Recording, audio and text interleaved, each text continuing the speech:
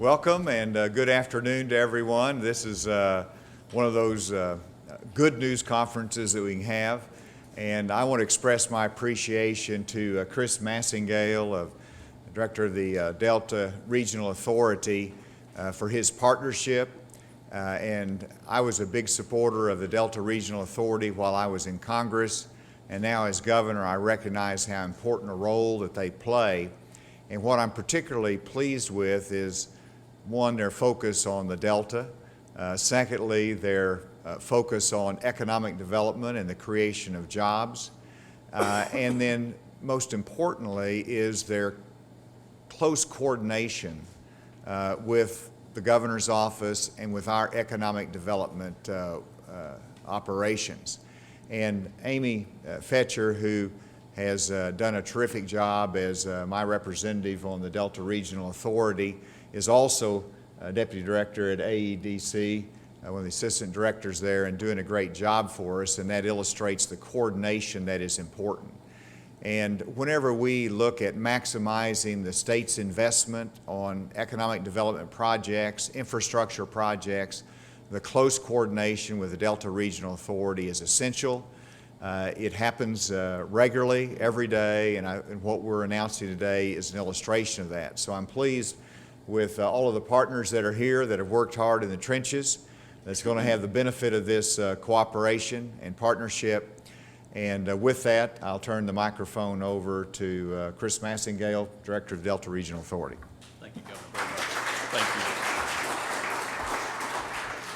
Thank you, everybody. Good morning. Thank you for taking times out of your busy schedule to be here as a part of this. This is exciting, and I want to say thank you to the governor and his team and Amy and her team. It is important. DRA, 8 states, 252 counties and parishes, and the way that we work, we do that in real tight collaboration and partnership with the states and our governors. They are key in helping making these economic development investments. And as the governor and I talk about all the time, this is economic development investments. This is not grants. This is not government work as usual. We do that by thinking about really 4 core principles as we evaluate the projects. One, is it tied with where we're going with the state's economic development strategy? Is it helping to move forward the local economic growth for our community? Is it leveraging other public and private dollars? Is it helping to create jobs? Is it giving us the ability to create measurable outcomes? And one of the best pieces about my job is I get to join the governors of the state and show the projects that, yes, that these projects and this year's projects is no different. We are moving forward to help create jobs, build communities, and improve lives. And these projects will do that. And I want to say congratulations, because these projects don't come to us without a great deal of leadership at the local level. And I see many of those leaders here in the room. These 9 projects that I'm joining with the governor today will help move the needle on those core principles that we look at with DRA. I also want to say thank you to our congressional delegation. They are very important in this partnership. They give us the resources to make these economic development investments. And Jill, I think I see you there in the lights. There may be others, but I want to say thank you to our senators and to our members of Congress. The entire delegation is on record of supporting the Delta Regional Authority, and we're proud of that. We're proud of these projects that we're investing here, and I'd like to ask Amy to come forward now, another great partner, the governor's designee to the board. And Governor, I want to tell you in front of you how strong Amy is with her colleagues on the board and what a great job she's doing for you and the state of Arkansas with the Delta Regional Authority. So Amy, come talk about the projects.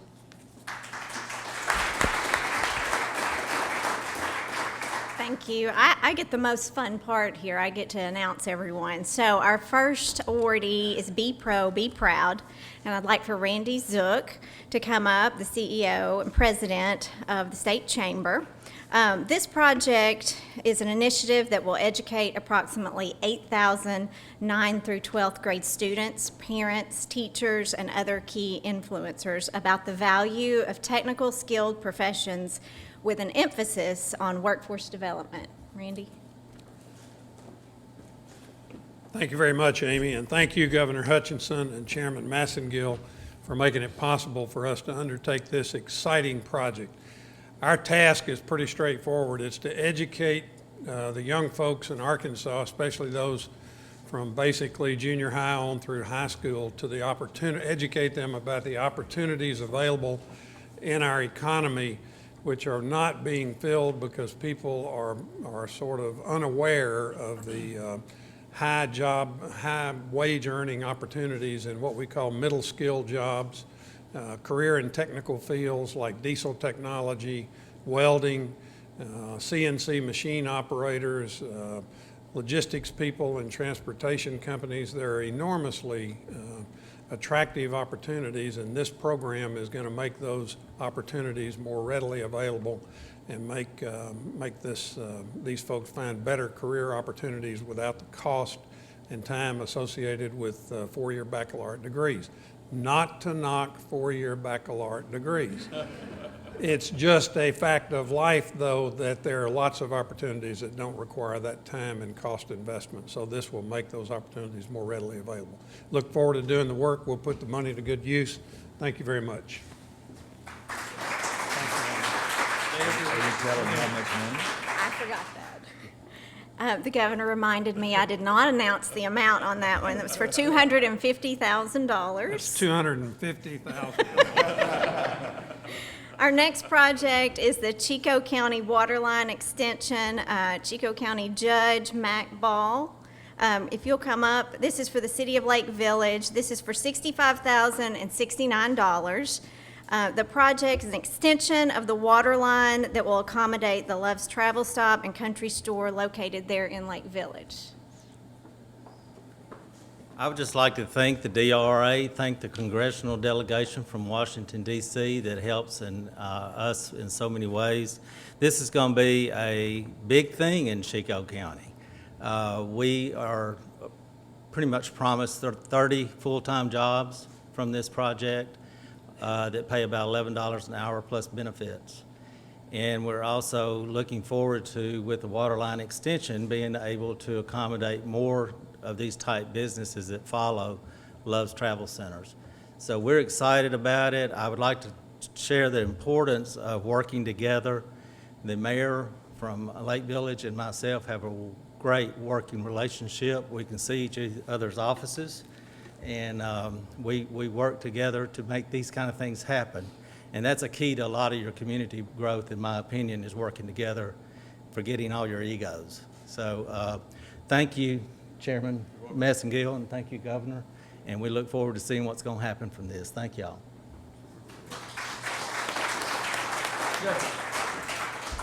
Next, we have the Helena Harbor Rail Improvements. John Edwards with the Economic Development District for the Helena Harbor.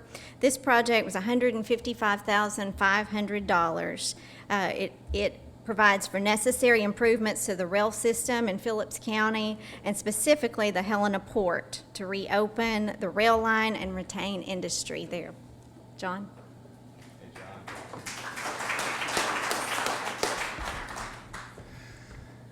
Governor, Chairman Masingill, and Amy, when a community loses its rail service, it can be a total death knell to any kind of economic future and jobs for the people who live there.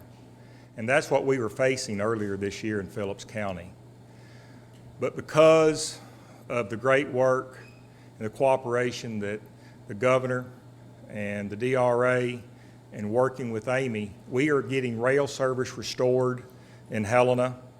We're already seeing the benefit from that. Governor, we even have a new company that's looking at us today solely because we have rail service. And this would not be possible had it not been for the hard work of everyone that's here. So on behalf of the Board of Directors of Helena Harbor, I want to thank you all and how much we appreciate this, and we're not going to let you down. Thanks, John. Thank you, Governor. Well done. Well said. Next project is Ozark Mountain Poultry Feed Mill in Independence County Judge Robert Griffin. This project is for infrastructure improvements, including concrete pavement of an access road and construction of rail lines to support the expansion of the feed mill, Ozark Mountain Poultry. The amount of this grant is $150,000. Once again, thank you, Amy. Chairman, Governor, there's no words can express. I want to tell you a little story about the governor. First time I ever met him, the first thing he wanted to do is know, will you work with me solving problems? He is there for each one of us. And I think that's very important because that comes to the accumulation of something like this.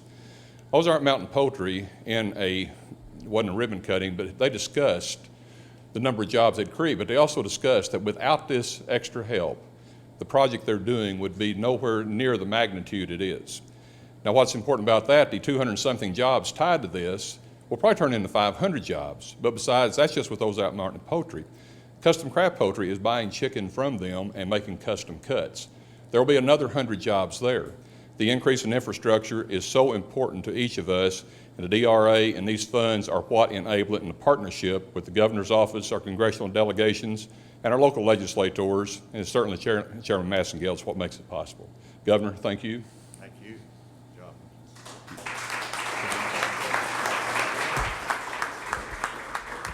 Next project is the Arkansas Inland Maritime Museum expansion.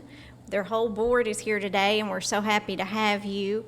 But Mayor Smith is going to come up. This project is an expansion of the Arkansas Inland Maritime Museum to enlarge the space in which the historical artifacts can be displayed and enhance the daily activities of the museum for the tourist.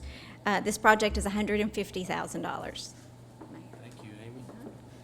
Governor, Chairman, it's always a pleasure to see you, Chris. Every time Chris speaks, he amazes me at what a great speaker he is and a motivator.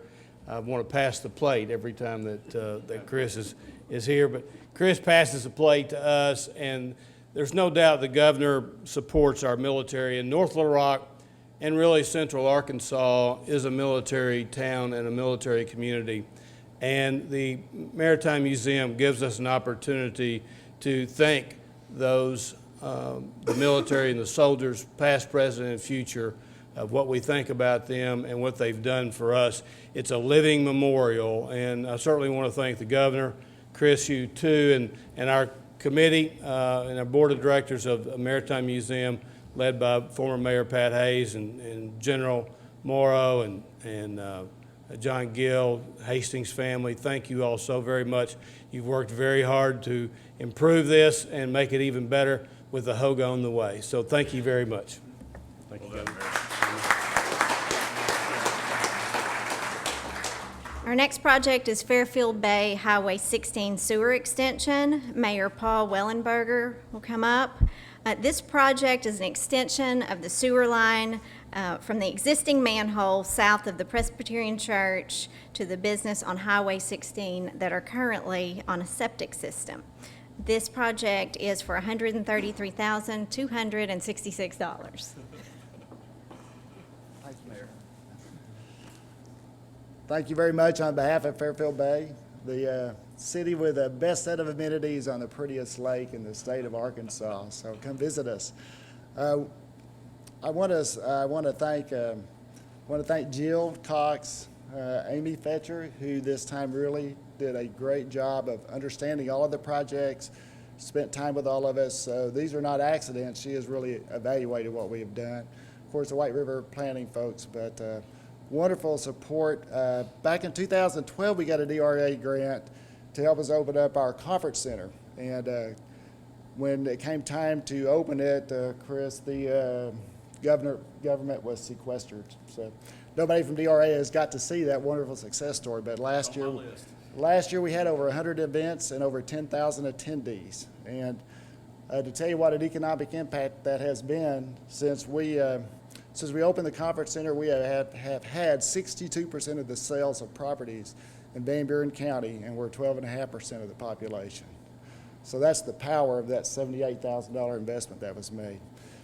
All the momentum we've gotten from that investment would be lost if we lost our grocery store. We have one major grocery store. It's 20 miles to the next grocery store. That grocery store had one septic system, one septic field that has become saturated, and the second one is near saturation. And not only does that save 40 jobs, but it allows us to open an economic corridor out on Highway 16, where right now we don't have any infrastructure to do that. So it's a great project for us to continue our growth in Fairfield Bay. So With that, Governor, if you know of anybody who needs to build a hotel, we could sure use one in Fairfield.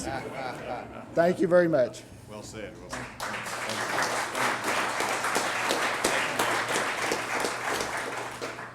Next, we have the North Little Rock EDC equipment purchase, and Mayor Smith, I'm going to have you come up once more.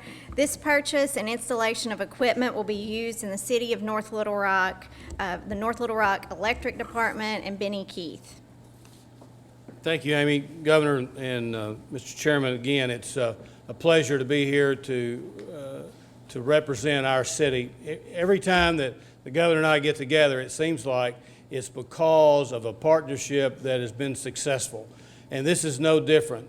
The governor came in and helped us with this, AEDC, our local planning, Delta Regional Authority, of course. This is creating jobs, as Chris talked about. We maintain 250 jobs. We have a $80 million economic investment in property in our city, the potential of another 200 jobs. So this is what it's all about, and this is what your mission is, and it's what my mission is as mayor. It's my responsibility to make sure that the economic environment in North Little Rock is there so that these companies will want to locate here. And I think that's your passion too, Governor, and I share that with you. So on behalf of our Economic Development Commission, we certainly do accept this, and we're going to build a wonderful distribution center out there for Benny Keith. So thank you very much.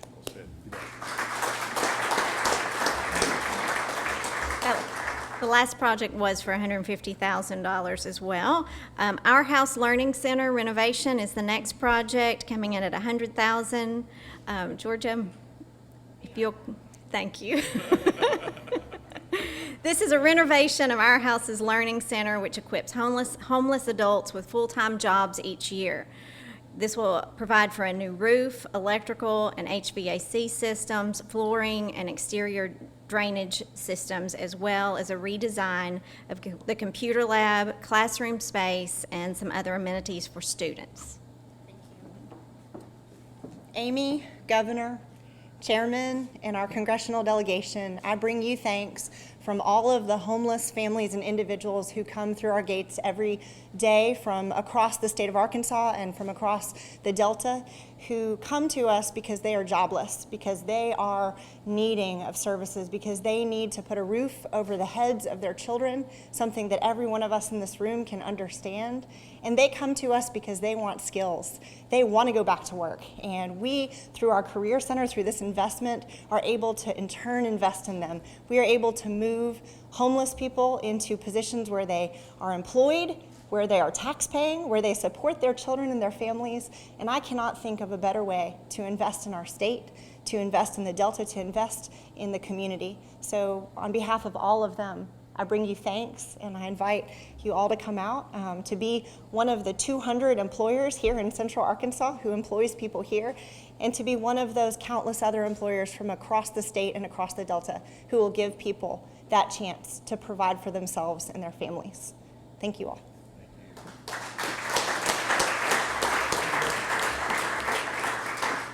Our last project, but certainly not least, is the Yellville Rail Spur in Yellville. And I would like to point out, this is, Chairman, our first project to do in Marion County here in Arkansas. So I'm excited about that. Mayor Shawn Lane's coming up. This project is for improvements for reopening the only publicly accessible rail spur on the Missouri Northern Arkansas Railroad, as well as road, electricity, and water services between the industrial park and the rail spur. And this one is for $124,696. Mayor. Thank you, Amy. I just want to thank the DRA for this opportunity. Most of all, I would like to thank everybody that's had a part in this to help us. This is definitely not me and a few people from Yellville doing this. We've had a lot of help through Amy's office, and we want to thank everybody that had anything to do with that. This project, as Amy said, will reopen a rail spur that has recently been closed. A very vital part of the infrastructure in Marion County. This will not only reopen that rail spur, but it will kickstart an economic development plan that we have for the Yellville Industrial Park. So for this, we are very appreciative and we thank you very much.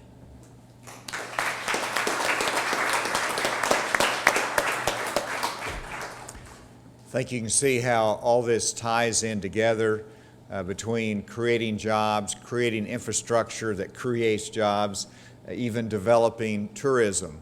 That is the number 2 industry in the state of Arkansas. So delighted with each of these, and particularly whenever you look at the workforce initiative of advertising and promoting the workforce training that's available, those options. That's really an important initiative that I have, and this all ties in together with job creation, infrastructure, and job training. So with that, we'd be happy to turn it open for any questions you might have. Chris, I wanted to ask you about you, in this press release, you mentioned quite a bit of leveraging. Give us an example of how the DRA funds were able to leverage in particular. No, great question. And in fact, that's actually one of the factors that makes DRA so effective. In the 13 years, just to give you an example, we've been able to take about $130 million of appropriations and leverage that into about 2.7. In Arkansas alone, we've taken about 21 million and leveraged that with other public and private money to about 430 million. This round of projects this year is no different. We've taken our 1.3 million and leveraged that to 108 million with the 9 projects that we've talked about today. On the total public investment, I guess, do you have a breakdown of how much of that is you all, how much of that is local, how much of that is state, or if there is any state? We do have that breakdown, and we can share that with you, Andrew. You bet. Happy to. Rebecca, if you'll make note of that. Great. I like that. That's what happens. That's what happens when you have good news. Listen, thank all of you for coming down to what you're going to do with this investment. Thank you, Chris, for your leadership and partnership, and Amy. Thank all of you for joining us today.